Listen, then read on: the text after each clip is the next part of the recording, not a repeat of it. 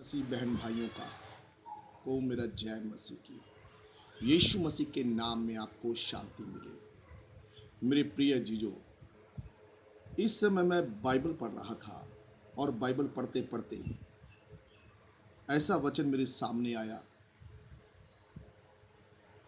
कि आत्मा ने मुझसे बात की कि जो मैंने इस वक्त पढ़ा और खुदा का कलाम मेरे पास पहुंचा कि मैं भी तुमसे बात करूं। आइए एक वचन पढ़ते हैं हम। इब्रानियों 5 अध्याय का 7 वचन। इब्रानियों 5 अध्याय का 7 वचन।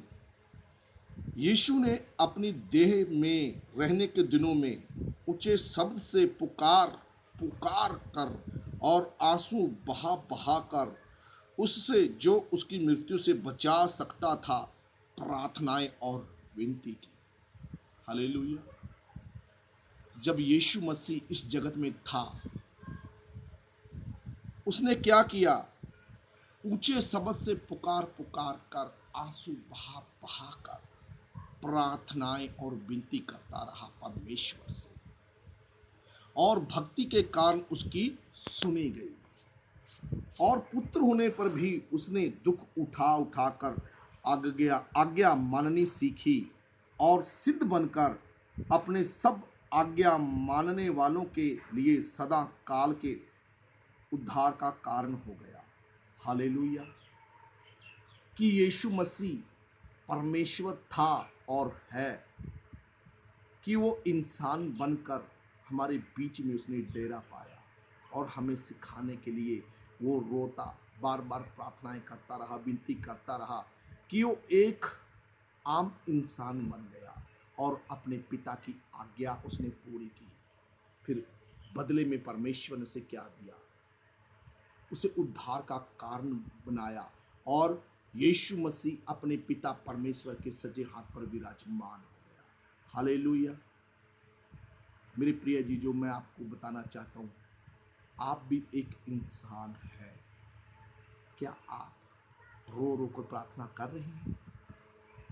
क्या गिड़गिड़ा के आप प्रार्थना कर रहे हैं? क्या आपकी प्रार्थना सुनी जा रही है? याद रखना, जब हम प्रार्थना करते हैं, सबसे पहले हमारी प्रार्थना, हमारी आवाज शैतान के पास पहुंचती है। अगर हम पवित्र हैं, परमेश्वर में पक्के हैं और परमेश्वर की आज्ञा को पूरा कर रहे हैं, तो हमारी आवाज, हमारी प्रार्थना शैतान के राज्य को चीर कर स्वर्गीय स्थानों में पहुंच जाती है। जब हमारी प्रार्थना स्वर्गीय स्थानों में पहुंचती है, तो परमेश्वर अपने स्वर्ग दूतों को हमारी हेल्प करने के लिए नीचे भेज देता है।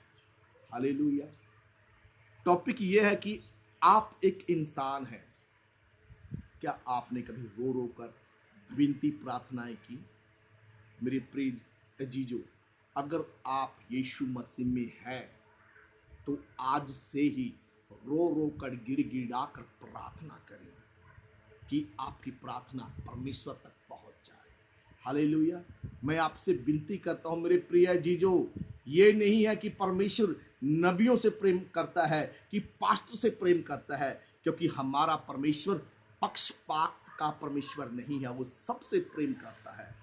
वो चाहता है कि हर एक इंसान भविष्यवाणियां करे, चिन्ह चमत्कार करे।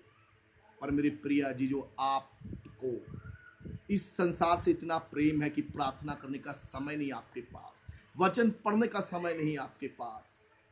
आप नामधारी मसीह तो नहीं है। सभी मसीह बहन भाइयों को जय मसीह की।